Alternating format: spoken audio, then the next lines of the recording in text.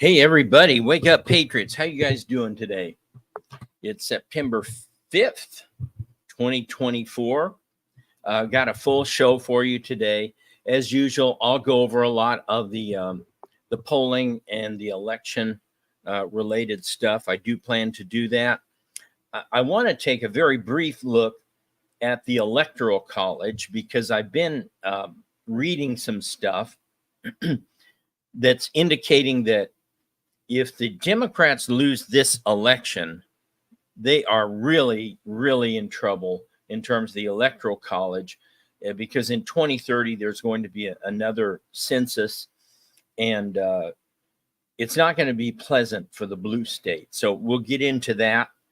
I have let me see, what else are we going to do? We're going to talk about the latest fear-mongering campaign that you'll see out there on social media, which is that the Democrats have registered 500,000 illegal voters to steal the election. So we'll take a look at that. We'll get on with that.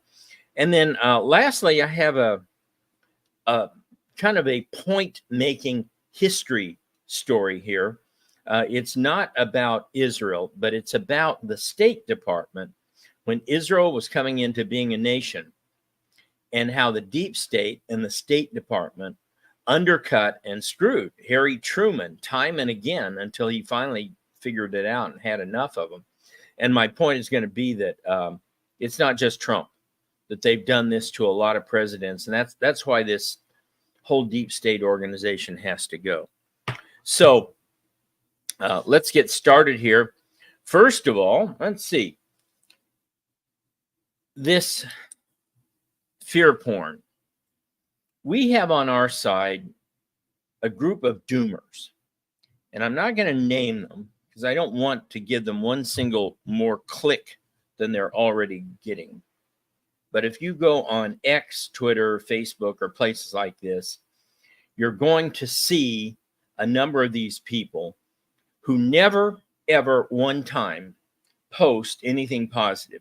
No matter how good the news is, and the news has been really, really good for President Trump, really, really good for Republicans in general. You're not going to see that. Oh no, they're going to steal it. They're going to steal it. They're going to block certification. They're going to put Trump in jail. All this kind of stuff. I mean, I'm not saying it's out of the realm of possibility. Anything's possible, but I am saying it's not likely. And the fear porn mongers, their latest one is there's this notion that the Democrats are registering. Now, watch this word carefully.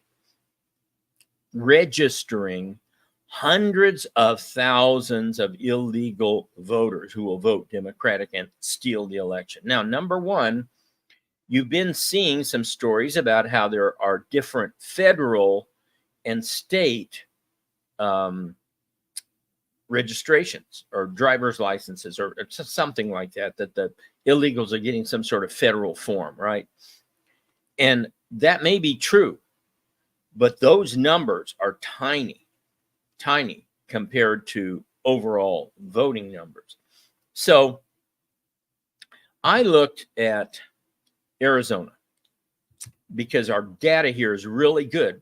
Maricopa County tracks by the day, and I'll get into that in a minute. But we have good data on North Carolina, on Florida, on Ohio, Pennsylvania, Nevada. But I'm just using Arizona because it's really handy dandy. Okay, you would think if the Democrats are registering, quote, hundreds of thousands of new illegal immigrant voters, well, they'd show up in the voter registrations, wouldn't they? As Democrats, right? Okay.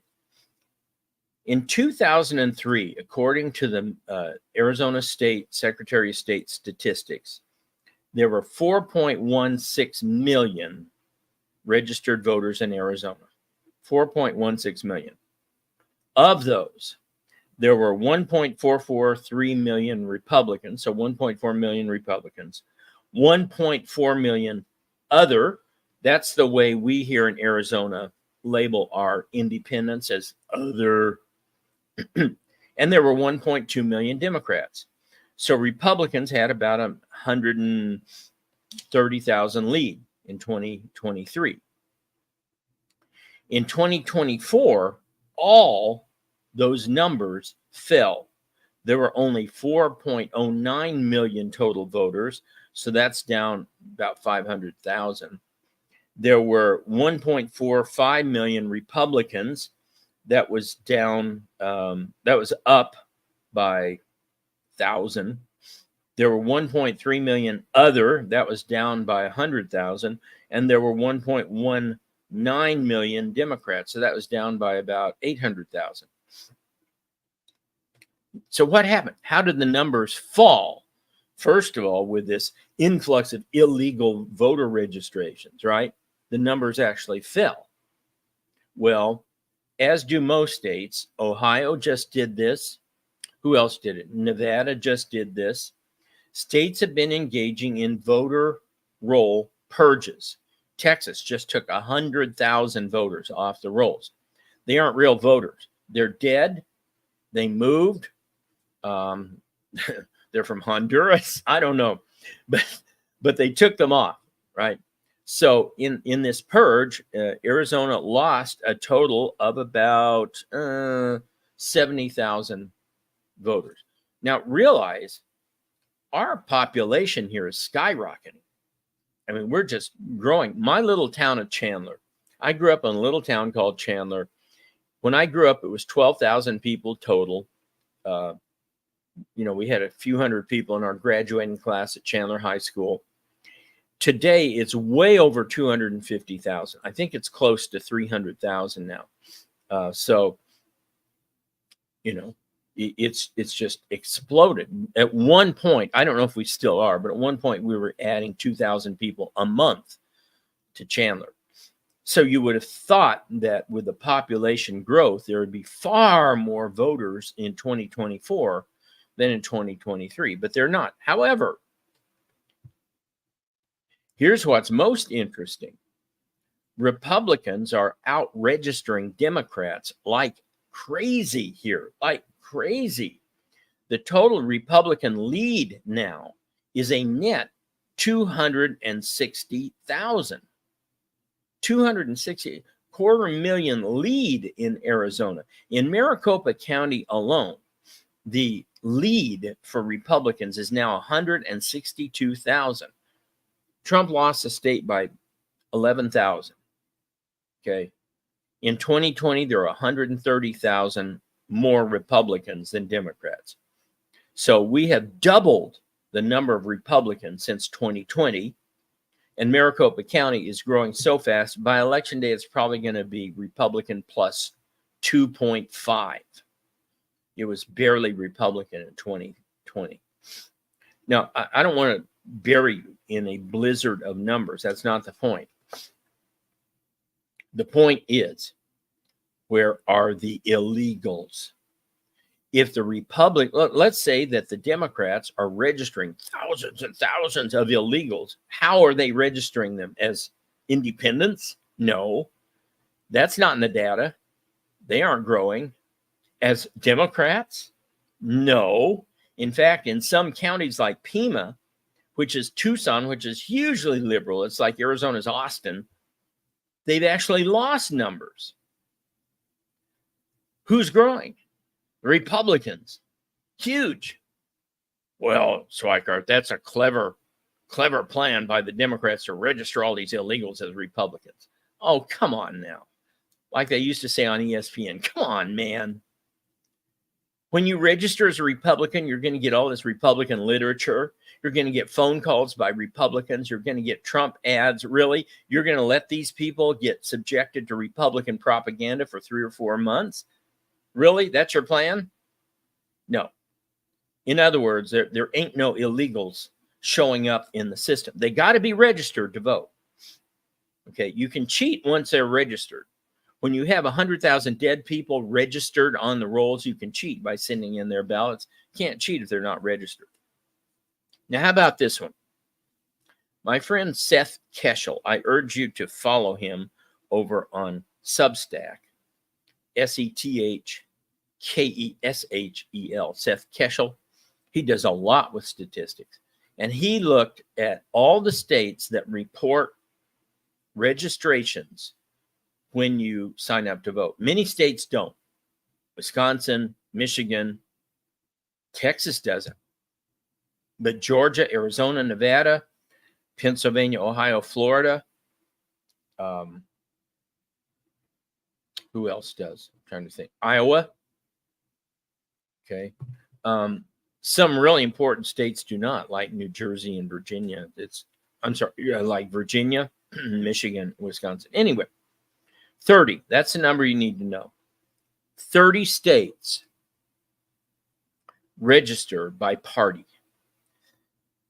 Since 2020, how many of those states do you think had net Republican gains over Democrats? That is, how many of those states do you think saw more Republicans register than Democrats? 30. All 30.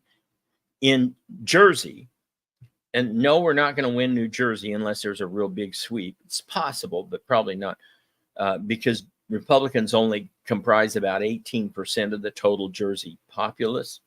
But even in Jersey, Republicans are out registering Democrats 2-1. Here in Maricopa County, Arizona, not only do Republicans have a 262,000 lead in the county, in the state, but we are now adding net 200 Republican voters per day. Charlie Kirk just did an event out there, I think at Dream City Church, and they registered almost 900 new Republican voters in a single day. In Pennsylvania, Scott Pressler, the persistence. I'll tell you, when Trump wins this thing, he needs to present a Medal of Freedom to Scott Pressler. That guy has done more to give us a Republican victory than anybody except President Trump himself. The guy's a vote registering machine. He almost personally flipped Bucks County. He did flip Bucks County, Pennsylvania, and he's within 300 registrations of flipping Luzerne County, Pennsylvania. I mean, this is just amazing stuff that he's doing. So same thing in Pennsylvania. They are slashing the Democrat lead, which at one point was 600,000. And now it's under 150,000. I mean, it's just incredible stuff. So wherever you look, Republicans are net gaining on Democrats. I keep saying net because it means we're registering more than the Democrats are. So where are they? Where are they? I mean, they're shrinking, if anything, but they're not growing. Republicans are surging elsewhere, in Iowa, in Nevada, every place we can count votes. So this fear porn, this latest 500,000 illegal aliens are going to swing the election, baloney. They're not showing up in any registrations anywhere, not even in California, where, believe it or not, Republicans have cut into the Democrat lead for the first time in a decade. At one time, Republicans were about a 3 million minority in California. Okay, this number is going to stagger you. I know numbers are hard here, but there used to be, just 8 or 9 years ago, half a 5 million registered Republicans in California. There were 8 million registered Democrats, right? But think of how big there were 5 million registered Republicans. Well, they lost ground steadily for some time. They've been starting to gain it back now in California. Will Trump take California? The only chance he has is if Newsom signs one of these utterly crazy bills like reparations or something else, or if he doesn't sign reparations and all the blacks turn against him, and Bobby, who's still on the ballot in California, if he does really well, there's an outside slim possibility. Remember, Trump has to make up about 23 points. Okay, he's doing about 10 points better than he did in 2020, but he still has a long way to go. But like I say, nothing's impossible. So there's been a whole new round of polling. This I warned you about 3 weeks ago, And it appears that we're right on schedule for this to start fading. Fabrizio said it too, Trump's pollster. And he said, Harris is going to be in for 2 to 3 weeks of very good polling. This is before the convention bump. He said they're just going to fall in behind her and rig the polling, which they have done. And she was going to be up in a number of these polls, which she has been. YouGov and Quinnipiac and Fox, you know, the real reliable ones. Well, she's starting to fade. Everywhere we look now, we're seeing basically 2 tiers of polling. You got one tier of polling, it's kind of the old guard. YouGov, Quinnipiac, Fox, IDB Tip. I'll name those 4. Now, Emerson is special, and I know they had a bad poll for Trump out just a week ago, but they're not going to be bad, I don't think. The Emerson is usually pretty good. But those are kind of the old guard. And as Rich Barris explains it, these guys are searching for a methodology, that they are back to their 2016 approaches to polling, which, as you know, were horrible. I mean, the average error in Wisconsin in 2016 was 6 points. The average, that means some people were off by 9 or 10 points, right? So this tier of polls has Harris up by 1, 2, something like that nationally. And when they do state polls, they usually have her up by 1 or 2 in Pennsylvania, Michigan, blah, blah, blah, blah. There's a second group of pollsters who are trying to adjust to this new battlefield that I just told you about, the voter registrations, and there's some other things going on I'll tell you about. And those include Patrick Basham with Democracy Project, Barris, Robert Cahaly at Trafalgar, and Scott Mitchell, Rasmussen, and Insider Advantage. These polls find a much different race. Cahaly just came out 2 days ago with a Trump +3 national poll, and Trump leading in the so-called battleground states. Now, here's what's so interesting about this Basham poll of the battleground states. Trump was up 5. But the way he polls is not individually by state. He doesn't say, okay, in Michigan, Trump's up 1, in Pennsylvania, he's up 2. He lumps all of the respondents of all the battlegrounds together and then comes up with this number that lumped together, Trump's up 5. And as you might expect, Pennsylvania, Michigan, Wisconsin, Georgia, Arizona, Nevada are all in his battleground. So Arizona and Georgia are going to skew that a little bit higher. But you know who else is in that battleground that Basham did? Minnesota. Can you imagine a Trump +5 poll that includes in its universe Minnesota? So you're starting to see all these other pollsters come out with much different numbers. Rasmussen, in his last poll, had Trump up 4. Now, I think Mitchell and Rasmussen have been unduly high throughout the season. I don't think Trump is up 4 nationally, but I think he's up 1 or 2 nationally. You got to understand that a 1 or 2 national Trump lead leads to an electoral college landslide of about 312 votes. Much more than that, you're looking at a huge electoral landslide. So Michigan came out with 2 different polls. Now, what's interesting about this is both of these were local pollsters. I forget the one, ERG, but the other one was the Detroit Free Press. And that's a local pollster there in Michigan. And both of these local Michigan polls had Trump up 1 in Michigan. Barris has Trump tied or up in Pennsylvania.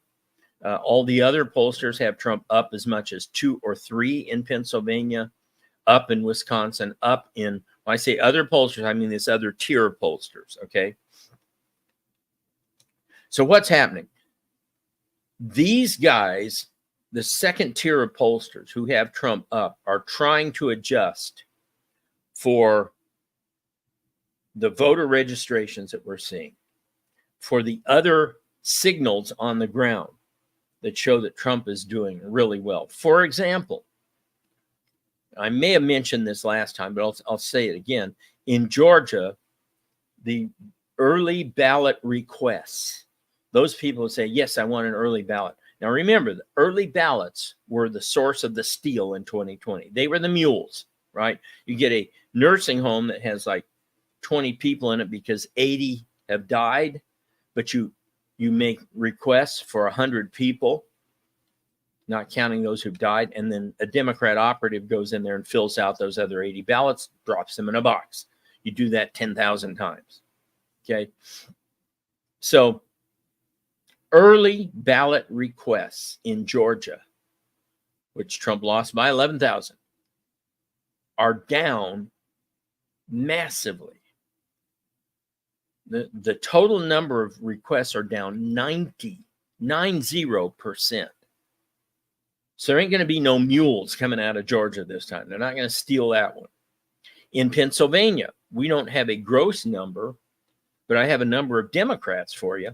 And the number of Democrats who requested an early ballot in Pennsylvania is down by 131,000.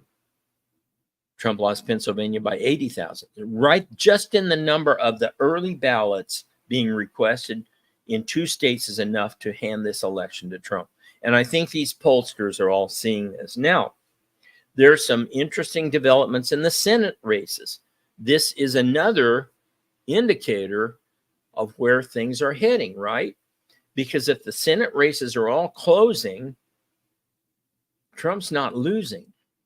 So here in Arizona, a new poll has Kari Lake down only 2. And the Lake campaign, I'll give it to you straight. She's had some real problems with her campaign here. We're getting a lot of complaints from local clubs and organizations that she won't meet with them. She's not in Arizona a lot. And despite that, she's only down 2, which would mean she would probably be elected based on Trump's performance here. But the shocking number is that Bernie Moreno now is doing very well in Ohio and is within margin of error there in Ohio. Tim Sheehy in Montana is now well ahead of John Tester. He's up by 5 or 6 points, not in one, but in 2 recent polls. Jim Justice is going to win West Virginia. That's a given.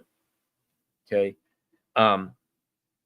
But to me, the real shocker was Pennsylvania, where Dave McCormick, who I didn't give much of a chance, is now pulled into a tie with Bob Casey, the incumbent. So, folks, based on Montana and West Virginia, the Republicans should win the Senate by 1 vote.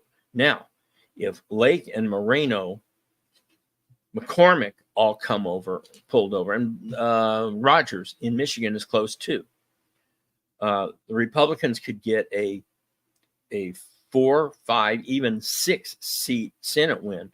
Even Larry Hulk Hogan out there in Maryland is tied, according to recent polls. Now, he's a Romney Republican. He won't help us much, but he'll help us a little. Point is, all these Senate races are moving the same direction, except Nevada. Brown's not doing well in Nevada. But all the rest are going the same direction. That cannot be possible if Harris is ahead nationally. It's just not.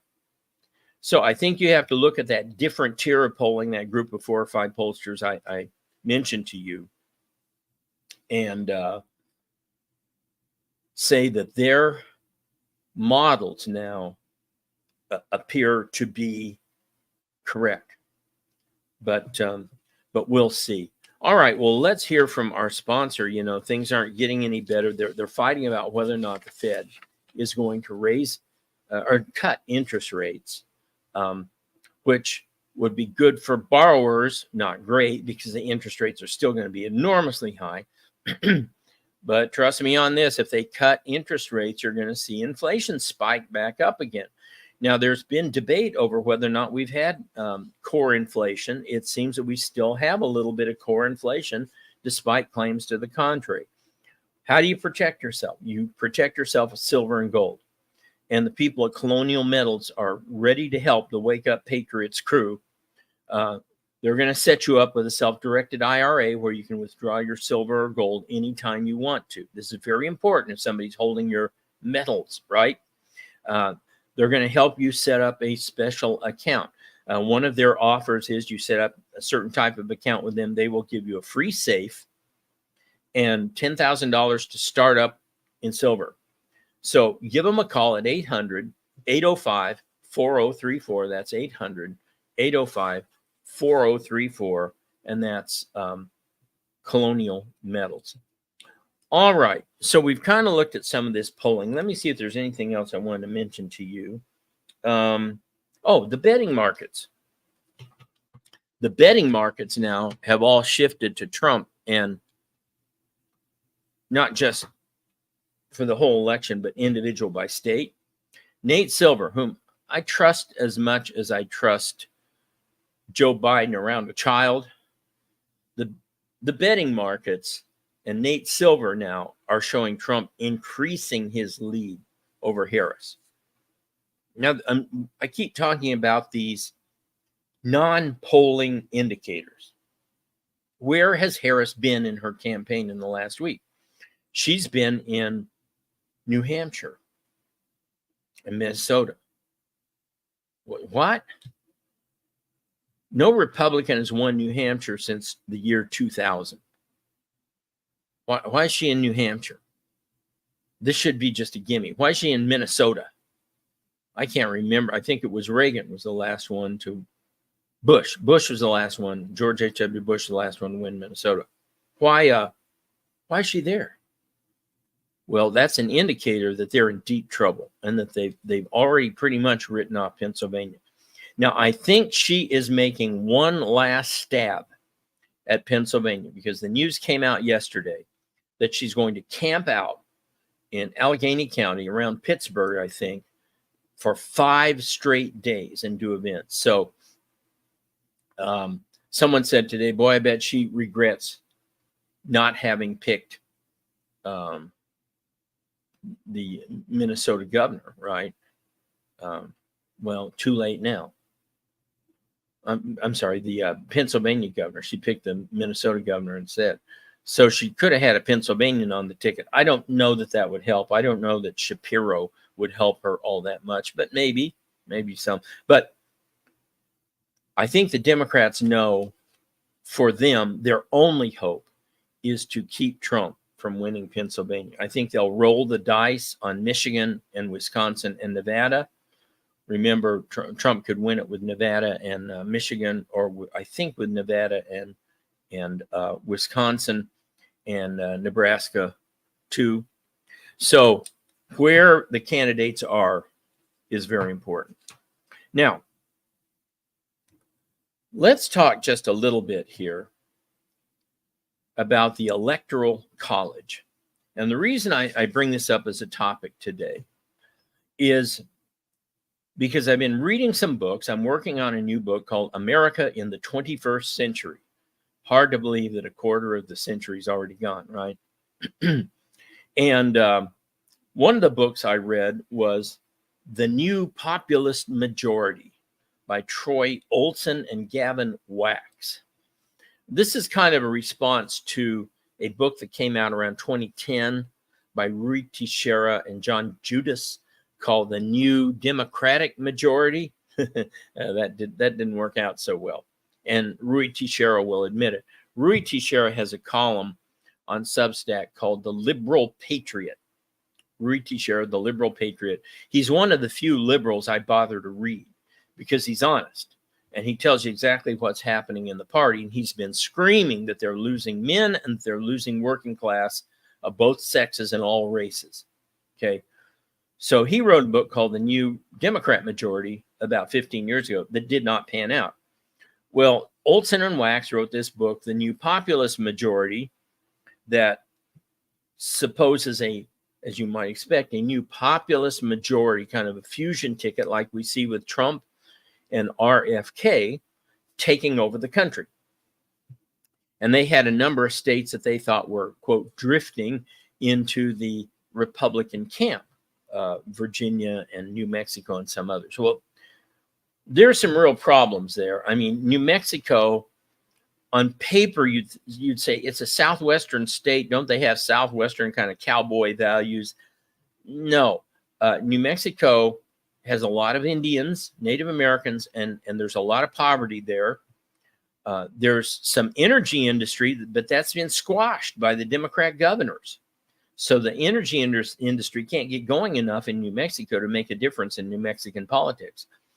But the other big part of their voting populace are the college-educated scientists and professionals in Albuquerque, Sandia, and Los Alamos. They're a disproportionate percentage of New Mexico's whites, as opposed to working class. So New Mexico is a tough nut to crack. George W. Bush got it in 2004, but it's very hard. It hasn't gone to a Republican since. Virginia is all red, except for that area right around Richmond and D.C., which has all of the Northern Virginia government bureaucrats at it. And these people are just not going to vote themselves out of a job. It's that simple. They view a vote for Trump, or for most Republicans, as a view for cutting government, which I'm not sure it is, as a view for beating down the deep state, which I hope it is. But they view a vote for Trump or Republicans as cutting their own throats. You have a few other blue pockets in the cities around there. You do have a powerful military establishment there, military base of voters.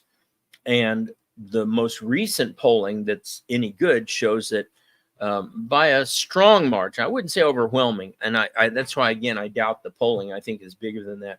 But by a strong margin, these military voters, servicemen, servicewomen, tend to vote for Trump. Anyway, the Electoral College, Gavin Wax and Troy Olson argued, was shifting in favor of the Republicans. And their argument was that if the Democrats don't win this election, they're done electorally.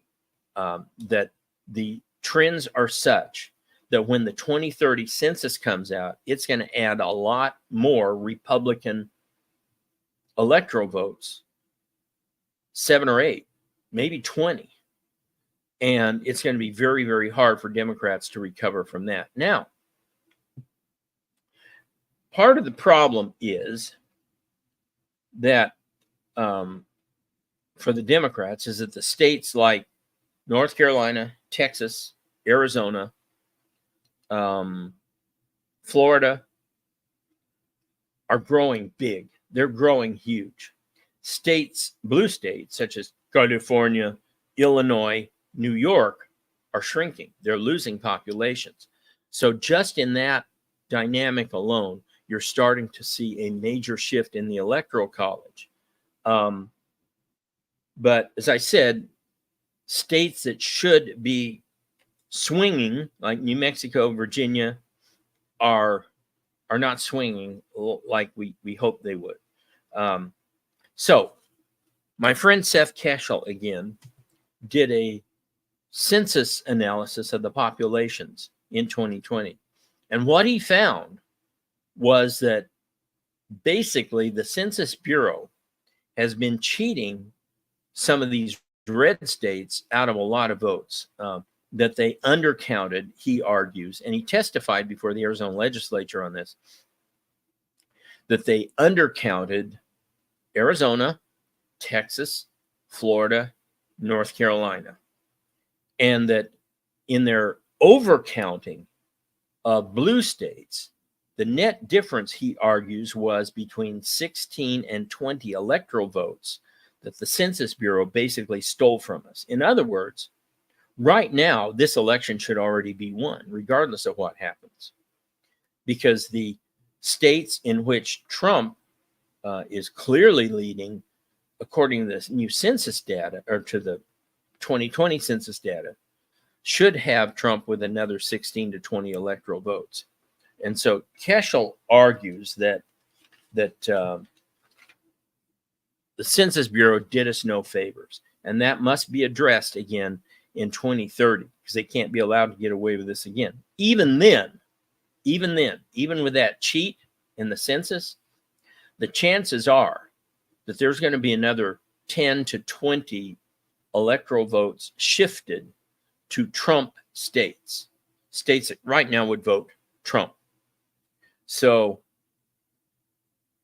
is 2024 the last chance for the Democrats in terms of the Electoral College? It may well be, because the feeling is that if Trump wins, his Veep would win fairly easy in 2028, and then it's curtains. So, take that for what it's worth. I don't know, but I do think it's something to watch for. I'm not as optimistic as Olson and Wax. And I do believe some of Seth Keschel's analysis here is correct, that we should have more electoral votes right now in the Trump red states than we do. Okay, Colonial Metals is ready to help you out. We all need to diversify our portfolios, right? A little bit of everything. And you need some gold and silver in your portfolio, because if there's a problem, and many people are pointing to this, I know we've all said that we should have had a depression or recession by now. Many people said, I said it, I believe that most indicators are that we should be, but the spending keeps going, and it appears that Americans are largely spending credit cards. So if and when things turn down, you're going to need a hedge, and nothing is better than gold or silver. So check out Colonial Metals with their self-directed IRA, in which you have access to your gold and silver whenever you want it, whenever you need it.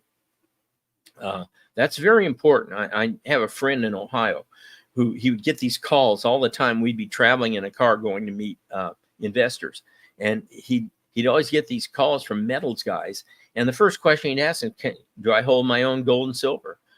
Do I have access to it? And if they in any way hedged, he said, bye. Colonial Metals gives you access to your gold and silver whenever you need it. And they've got a special Wake Up Patriots program that will give you a free safe and $10,000 in startup silver. So check it out, Colonial Metals, 800-805-4034. That's 800-805-4034. Okay.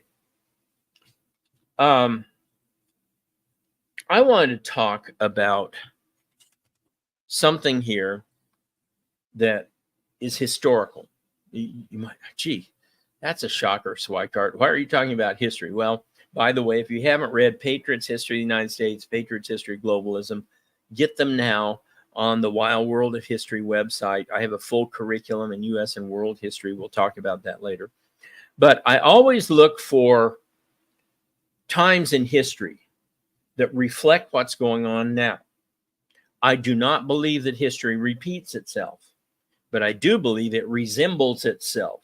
You don't ever have the exact same conditions twice, but you have very similar conditions.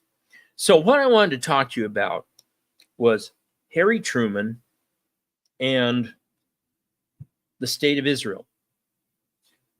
Truman became president as Israel, then Palestine, was accepting new immigrants as a part of Britain's governance of that mandate. The whole area of Palestine, today what we call Israel and Palestine, was all one area, and it was under British control after World War II. Well, of course, with the Holocaust, there were hundreds of thousands of surviving Jews and others, but Jews, who were called DPs, dispossessed people. They had no land, no home, no place to go to. And Chaim Weizmann and many others had been lobbying Franklin Roosevelt and the British government for some time to allow the Jews to go to their ancient tribal homeland of Israel. And the British agreed to allow in 100,000. As these 100,000 went in, they started setting up farms and shops and everything else. And before long, their sections were just thriving, and the Arab sections were honestly dying. Well, speaking of dying, Roosevelt died. Harry Truman came in. And what I find interesting here is that he found that he had a big problem, that there were two positions on what should be done with these Jews. The one position was the British answer, which was called partition. And they wanted to set up the dual states, like you hear about today, Israel and Palestine, two separate governments, but have them run by a single mandate power. Now, at first, the British thought they were going to do that, but as things got bloody and nasty and these people fighting, and the Jews had their own internal armies that didn't like the British decided they wanted out. So they wanted to hand it over to the United Nations as a partition country, divided. The Jews, however, whatever you did with the Palestinians, they didn't care. They wanted a separate Jewish state called Israel that they would run, not a mandate or a partition. Well, the British Foreign Office and Sir Ernest Bevin, among others, were strongly opposed to a Jewish state called Israel. They wanted the partition and fought very hard for it. You know who else wanted that partition? The U.S. State Department. One of the top State Department members prepared a report for Truman. Now, here's the deal.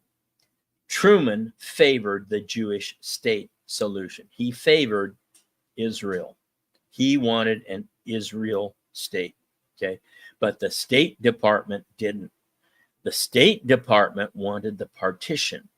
So when this guy writes his report, he weights it totally in favor of a partition, knowing that his boss wants just the opposite.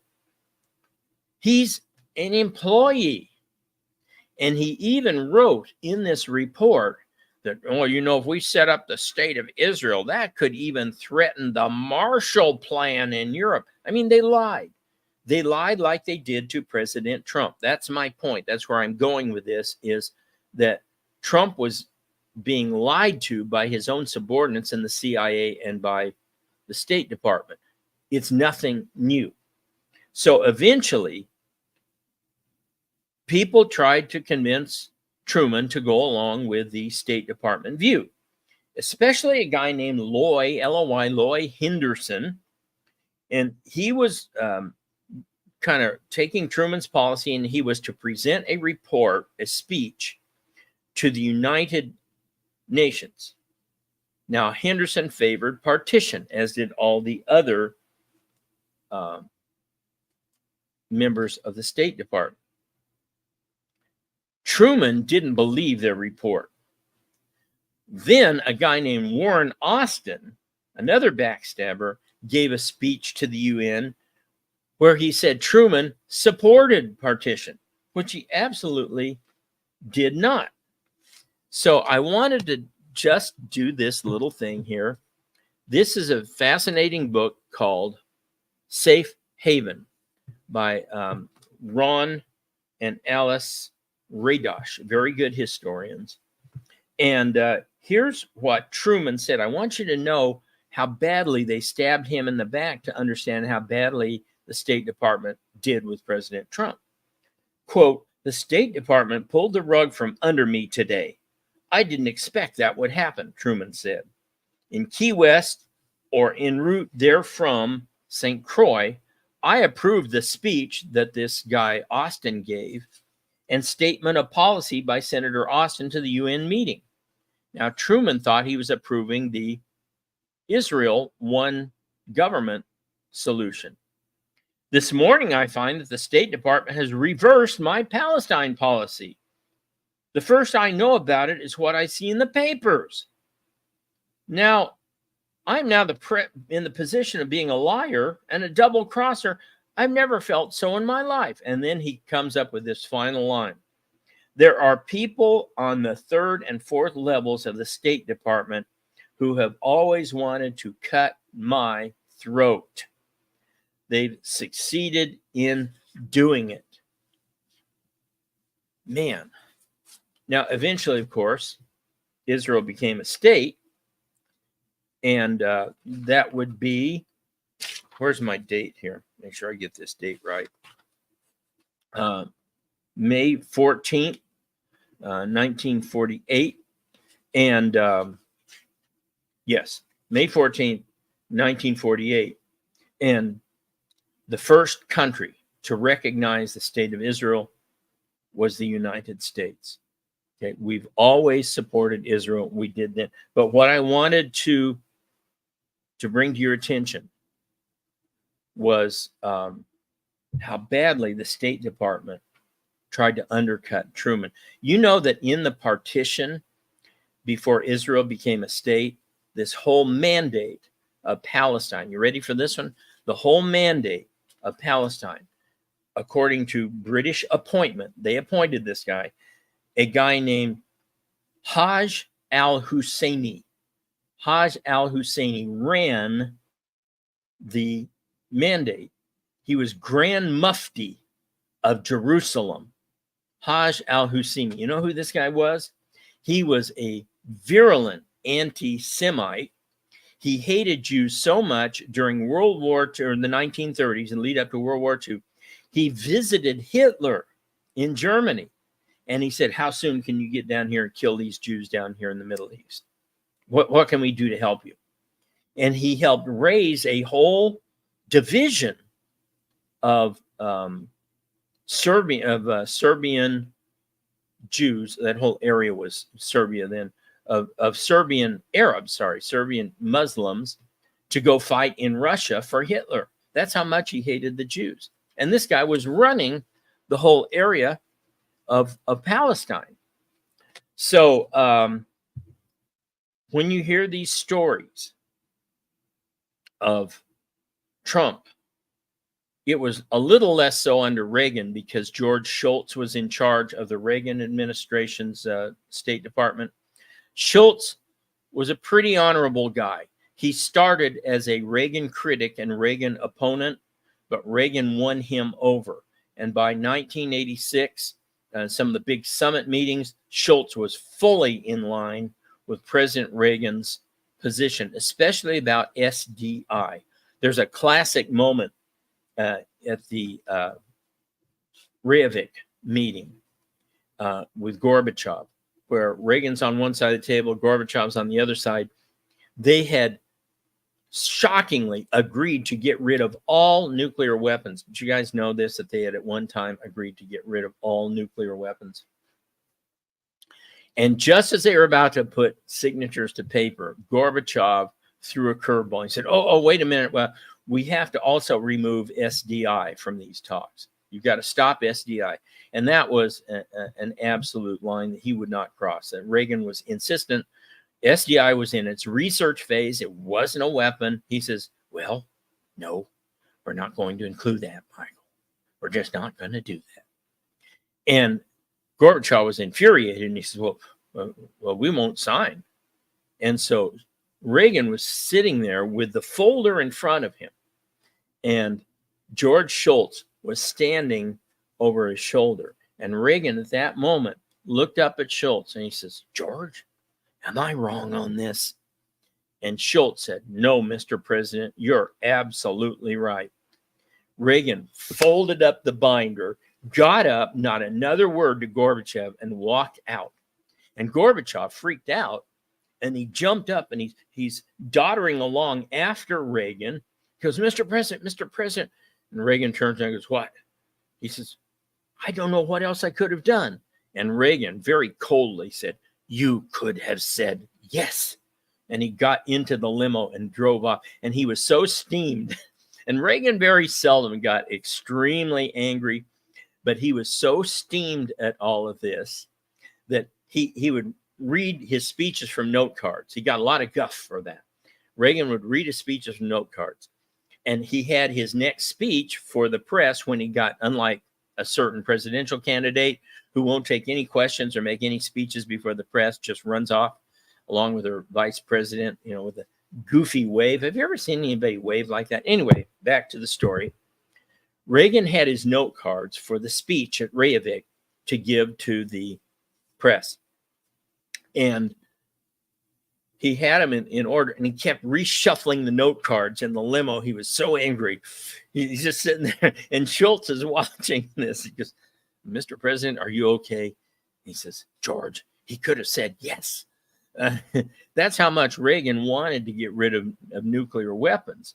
But my point is that George Shultz in the State Department for Ronald Reagan was very much in his corner and was very supportive of Reagan. The last time I think that a Republican had a supportive State Department under Bush, I do not think Powell was a supportive member. I think he undercut Bush a number of times. Not that Bush was always right, but anyway. So this story, remember the book. I don't usually plug other people's books, but this is a good book. A Safe Haven by Radosh is a very good story of how, from the American perspective, Israel came into being. Well, folks, diversify your portfolio with Colonial Metals. Look at their self-directed IRA so you can pull your money out if you need it. Look at their new special offer for Wake Up Patriots, where you will get a free save and $10,000 startup free silver. So take a look, diversify your portfolio. Don't wait till the hammer comes down. It's a little too late to do that at that time. Now, as we close, there's just two other things I want to quickly talk to you about. I got into a little Twitter or X debate. By the way, you guys know I got banned from Twitter again. I got banned in 2001 when I used the word fraud, and I lost 106,000 followers. Well, I was back up to 106, and for some mysterious reason that I still don't fully understand, I think someone hacked my account and posted some things, and they kept asking me for my email, which I kept giving them my correct email, and they said, "No, that's not the right one." What had happened was somebody taking over my account and putting in a different email. So I got banned from Twitter again, and have started up again at Larry SCHWE 94560. Larry SCHWE 94560. Anyway, so I got into a little debate on Twitter with somebody about communism and fascism. And the old canard is that these two things are the opposite sides of the political spectrum. Swikart, they're totally opposite. One's far right and one's far left. And I would say, no, they aren't. They're two sides of the same coin. They're almost exactly the same thing. And I can prove it. So here's a little test for you to do. And you should use this if you have students or kids. This is a great test to use with young people. There's a document out there on the web called Program of the Nazi Party 1920. This is, long before Hitler came to head up the Nazi Party. Program of the Nazi Party 1920. And you can, I think it's edited by a guy named Ley, L-E-Y, but anyway, you can find it. I found it many times. It's not hard to find. Program of the Nazi Party, 1920. You will find in this program, they outline their goals, their party platform, and it's 25 items, okay? 25 items. If you strike out, take a pen and strike out all of those items that specifically refer to Jews, and there are a lot of them, you're going to take out almost 15 of the items from the program of the Nazi Party. All right, that's step one. Step two, download the Communist Manifesto by Karl Marx. Go to the end where they list the 10 points of the Communist Manifesto. So you got 10 points after you take out all the anti-Jewish stuff from the Nazi Party. You got 10 points from the Communist Manifesto, guess what? They're absolutely identical. Absolutely identical. And one other key element that shows you that these two ideologies are really the same ideology is that they are both fully grounded, both socially, not racially, but socially and economically, in something called the labor theory of value. Now, very simply, here's what that means. The labor theory of value says that all, repeat after me, all who have sinned come short of the glory of God. Okay. All value comes from labor, physical stuff, making stuff, okay? If you do head work, if you have talent like singing, or you're an artist or an architect, and you come up with the idea, but you don't physically make it. If you invent these glasses, but you don't make them. If you invent, this is kind of interesting. This is a little bookmark I use. It's really heavy on both ends. It holds both sides of the book down. You invent that, but you don't make it. You have not created any value. Therefore, you should not get paid for anything. The only value comes from physical labor. Okay, so all actors, actresses, NFL stars, NBA stars, inventors, managers of any sort, anybody with a managerial job who's not physically involved in, anybody who's a banker, anybody who's involved in office work, you're not making something. So you aren't creating any value, according to Karl Marx. Only physical labor counts. All right. Both Nazis and communists totally believe that. That was the basis for all of their economics, labor theory of value. If you want to see how goofy that is, let's take you up in a helicopter, fly you over the Sahara Desert, drop you out of the helicopter from a safe distance. We don't want you to hurt yourself. With a pick and shovel, and you start digging a hole. You're doing physical labor, right? And you dig a beautiful sand hole. You did really good. It's a nice hole. The end of 8 hours, you come back. You have a very nice hole. You took sandcastle molds, and there's sandcastle molds all around. Got beautiful sandcastles. According to Marx and Hitler, you should be able to stick out your hand, and someone should put money in your hand because you worked. Now, what's the problem with that? You didn't create any value. It's not a labor theory of value. It's a labor theory of invalue. Why? Because nobody wanted the hole. Nobody asked you to dig the hole. Nobody paid you to dig the hole. Nobody wanted the hole. But watch this. When you stick out your hand, if we have something called minimum wage laws, you must be paid for that work, even though you added no value. So it's always said that capitalism is selfish and communism is unselfish. Well, folks, if you just got paid for doing something that nobody wanted, which stole from other people, took their tax dollars in order to get you paid, that's selfish. You're the only one who benefited from that transaction. Capitalism says, give and it will be given unto you. I'm going to invent something called an iPhone. I'm going to invest money and time and effort into inventing this, but I don't know if it'll work. I don't know if we can sell this. I may go broke. I have to give it to the market as a form of offering to other people, and they render their judgment on whether or not I have improved their lives with value. How will I know I've improved their lives with value? They will pay me for it.